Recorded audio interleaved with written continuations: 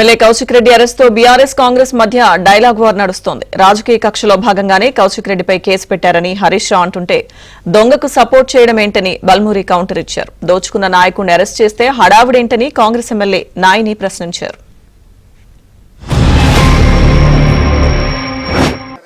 ఏం చేసిండు కౌశిక్ రెడ్డి?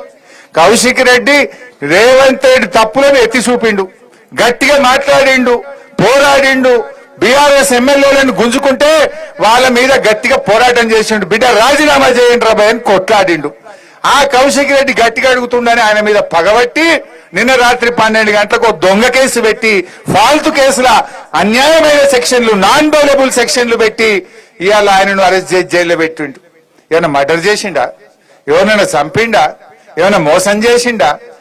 ఇవాళ ఒక ఫాల్తు కేసులో, అక్రమ కేసులో ఇరికిచ్చి ఇవాళ ఆయన జైల్లో పెట్టే ప్రయత్నం చేస్తాడు. పాడి కౌశిక్ రెడ్డి ఆ దొంగ కౌశిక్ రెడ్డికి వత్తాసు పలుకుతున్న కేటీఆర్ హరీష్ రావు మాట్లాడాలి, సిగ్గుండాలి కొంచెమన్నా. నువ్వు మీటింగ్ పెట్టుకుంటే వీడు అడ్డగోలుగా ఎట్లా ప్రజల్ని దోచుకొని బ్లాక్మెయిల్ చేసిండో ఇవి ఒక ఎవిడెన్స్ మట్టుకే ఈరోజు బయటికి వచ్చింది.